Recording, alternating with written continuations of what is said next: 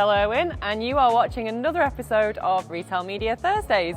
This week we have a Retail Media Thursday first as we meet with two guests, Jess and Josh from digital marketing agency Kepler.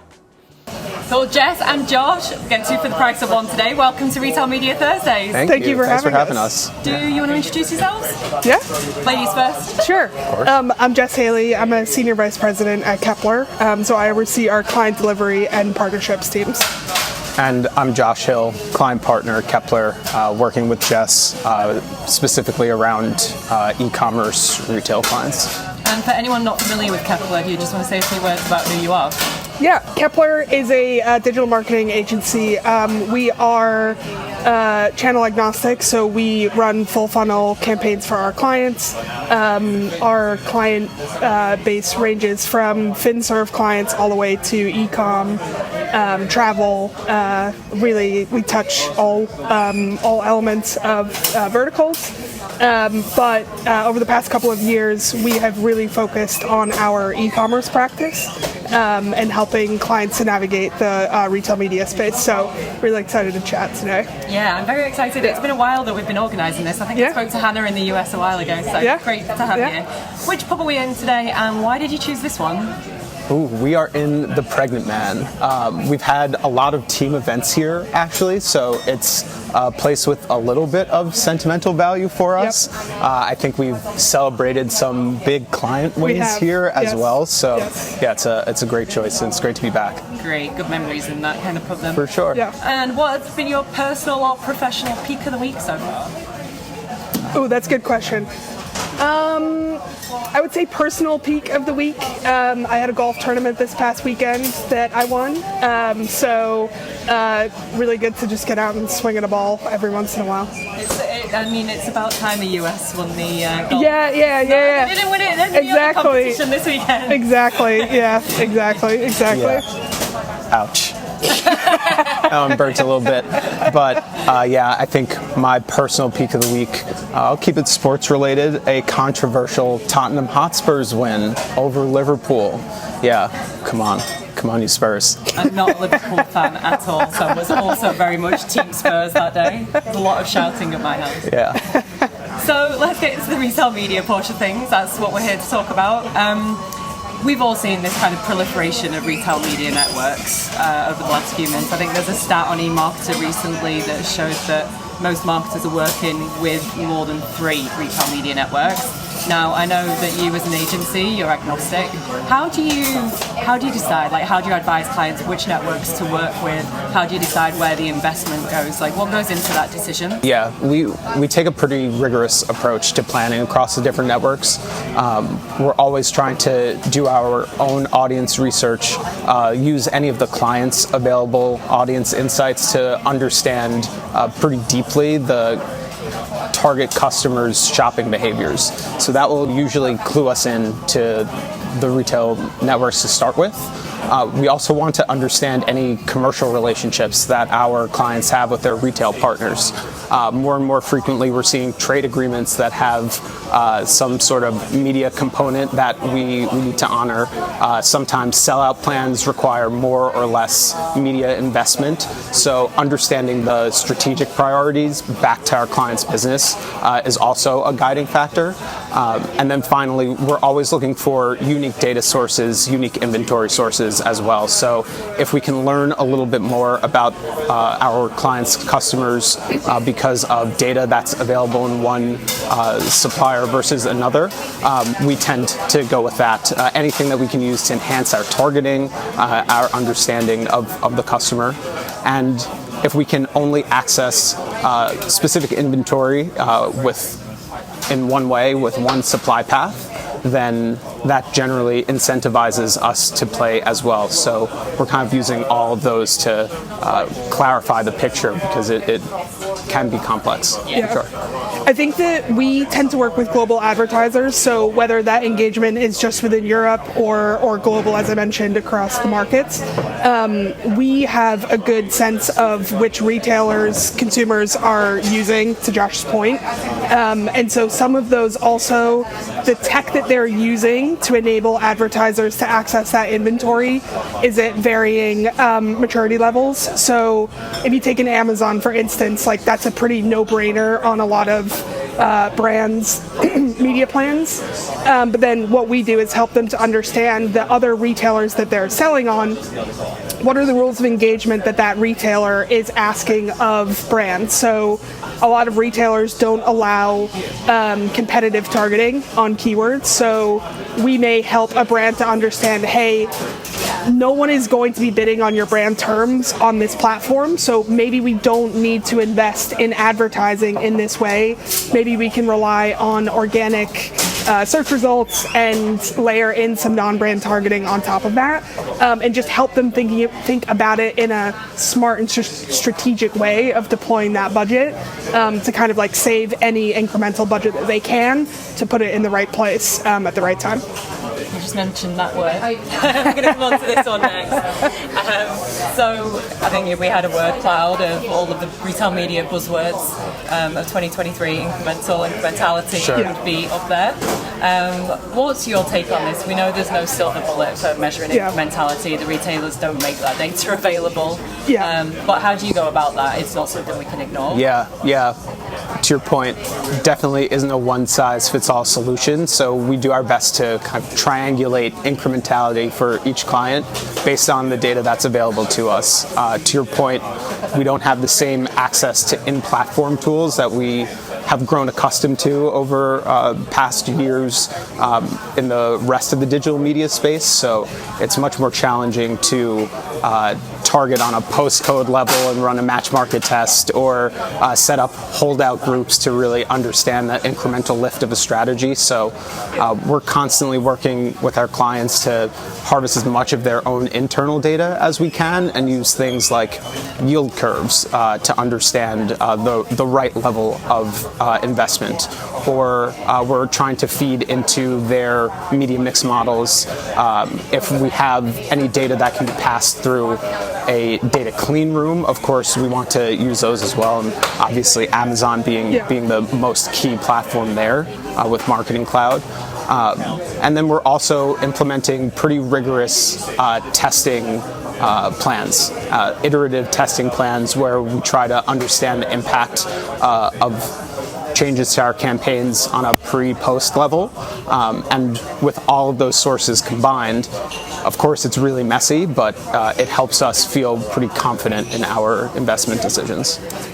I think it's really important that a brand doesn't always rely on the advertising data results to help them understand incrementality. We want to make sure that, depending on the brand's comfort level, accessing that sell-through data on just that retailer level. So getting a baseline of what their sales looks like without advertising, and then basically slowly adding specific things in to understand that uplift. Because I don't think it's a secret that the retail media space is still pretty nascent at the moment, and so to Josh's point, you can get really complex and put a lot of rigor behind incrementality tests, but you can't do it if you don't have the mechanisms in platform to do so. So it's just really important that you're doing that pre-post analysis, but not just looking at a return on ad spend number, because each platform is going to measure the look-back window on that data differently, and so you just want to focus on the business data to measure that uplift. Absolutely. I was actually chatting to a retailer the other day on one. What are you how are they thinking about this topic too? And he said, I mean, the easiest way is just to tell people to go cold, but I can't go dark. I can't do that. So another buzzword of 2023 has been AI. I don't think you can go anywhere at the moment without seeing something about it. Even this week we've seen the speculation around Amazon launching its Amazon Search Concierge. What's your take on this? Where do you think AI is going to impact the retail media industry moving forward? It's an interesting one. I don't think AI is a particularly new concept, right?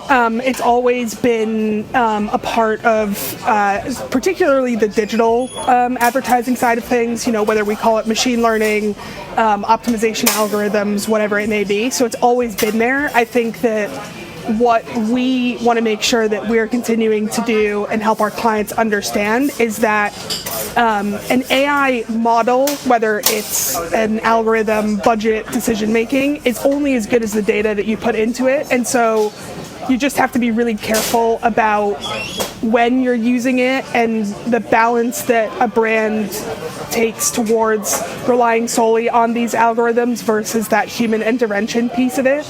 And so that's where we come in. Sky comes into the picture there as well, around how you optimize between those different platforms. It's really interesting, though, in the creative space, and that's where I'm not sure where that is going to go from an advertising perspective. I think it's going to have a huge impact on smaller brands that maybe don't have the ability to create a lot of brand messaging and assets and put the investment that they need into going and doing a brand shoot. So I think that that's going to help those smaller startup companies kind of close that gap with the bigger guys. But yeah, in terms of the unsexy part of AI, it's kind of always been there, and we just want to make sure that we're continuing to feed in where we need to. Yeah. And I think we tend to approach it with a healthy bit of skepticism as well. Of course, we want to be early adopters, and we want our clients to have the advantages that come with those early learnings from adopting new AI tools.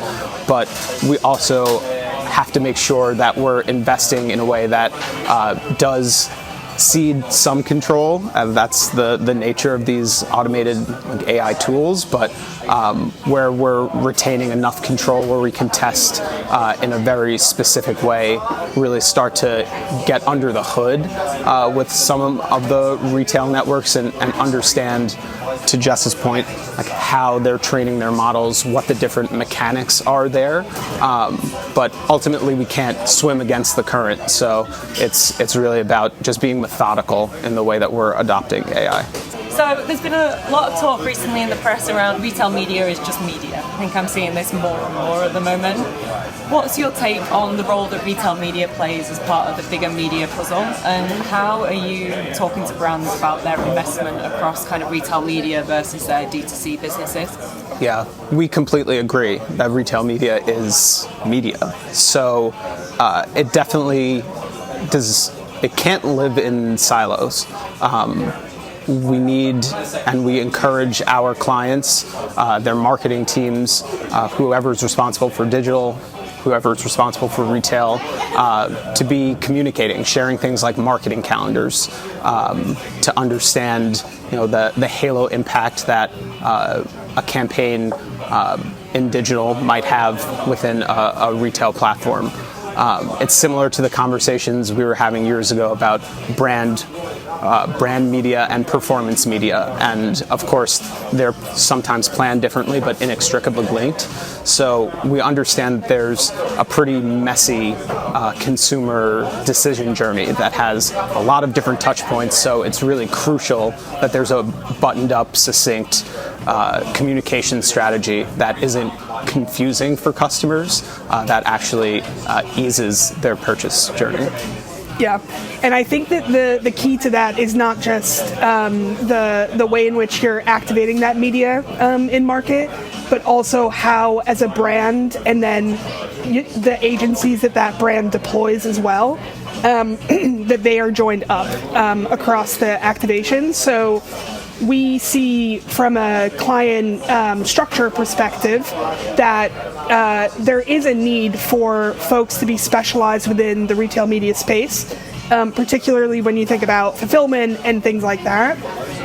But having them as a separate team doesn't mean that they shouldn't be connected with those integrated marketing teams within organizations. And I think that sometimes that is the first step to having your advertising being joined up, and to be able to say that as a brand you are seeing that retail media is media, and just making sure that your structure and the way in which you're deploying your agency structure is kind of in succinct alignment with that too.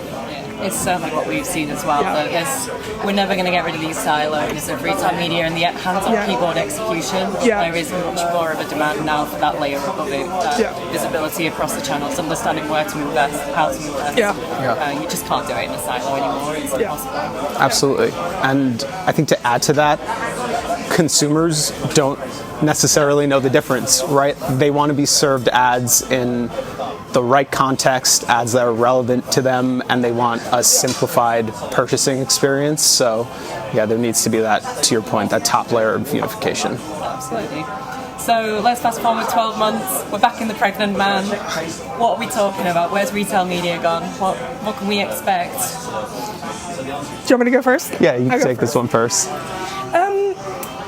My hope for retail media is that it's kind of, I think, been given a pass for a little bit of time in terms of maybe the maturity of the way in which it's being bought and the standard it's held to when it comes to things like media ethics. How much are you paying for a click? What is the fees that are going behind that? And I think that I'm hopeful in the next 12 months that we hold all retail media to a good standard, so that brands can be sure of what they are getting from a return perspective on the advertising that they're investing, and hopefully kind of helping those more nascent players start to challenge the more established retail media networks, and have a bit of parity across the board. But really exciting times. You're starting to see more and more brands start to really make a decision around their investment between D2C and the retail media space. And so just helping to kind of push that along in the right way, so that you can accurately kind of understand the difference in performance between the two. Yeah, and I think that's really crucial, because I would expect to see a lot more fragmentation as well. Fewer aggregator types of retail media networks and more retailers standing up their own specific walled garden network themselves that they can reap the benefits of from a revenue perspective. Having to share less with another aggregator, of course, is a huge benefit for them.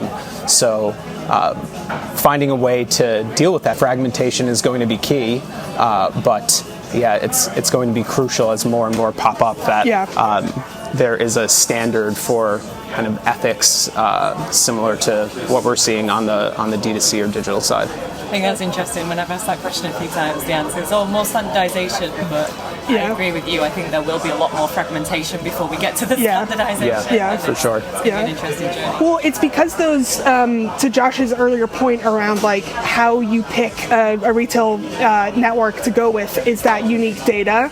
They're never going to give away the unique inventory piece of it, but the data is critical. And so I would expect to see more folks going the way of Tesco with dunnhumby, and the way that they're creating that ID graph almost of understanding who that customer is, and really leaning into the strengths that they have as the retailer, and almost taking the power back a little bit, exactly, and really making sure that they're delivering the best that they can to their customers from a brand perspective. Well, on to my favourite part of the show, which is usually the worst part for our guests. So, because there's two of you, I thought we'll do a bit of a difference this week. Okay. Have you ever seen the TV programme Mr. and Mrs.? Ooh, I have not. No, but I can assume. No, but I'd love to hear how it works. So we're going to ask you a series of questions. You have to say who is more likely to do one or the other. Ooh, interesting. I like this. Okay. I like this. It's on. So, Okay. Who is most likely to arrive late to a meeting? No. I want to say I think we're actually both. If the meeting starts at a specific time, we're both earlier. Yeah. But You just have more meetings is like, I'm to always run from. waiting. yeah. for you. Okay. I'll take. She's that. always in I'll take meetings, so that things. One meeting runs over, derails your whole day. Yeah, that so is true. it's not your Fair. fault. Okay, fair. Who's most likely to be in the office first in the morning? I have a dog, so got to go walk him on a morning. So I'm a little bit later into the office on a morning. Who has the messiest desk? Ooh, it would definitely be me if we weren't hot desking. Yeah. But fortunately, that has really enforced me taking everything with me at the end of the day. So Yeah. no room for a mess. I just take my laptop wherever I am. That's all I need. Yeah. Who is the most likely to respond to emails after hours? Me. Yeah. Yeah, for sure. Who's the better multitasker, Ruth? I think it would be even, but yeah, maybe. I'm a terrible multitasker. I'm not going to say anything about that male thing, but Yeah. who's the most in the know with office gossip? No, I think these Okay, yeah, days it's it'll be you. definitely Yeah. For sure. Yeah. Oh, well, it's been so nice seeing you both. Thank you so much for taking part, Yeah. and I'm looking forward to doing it again in the future. Yeah. This Thanks was for having great. us. So much fun. Thank Cheers. you. Cheers.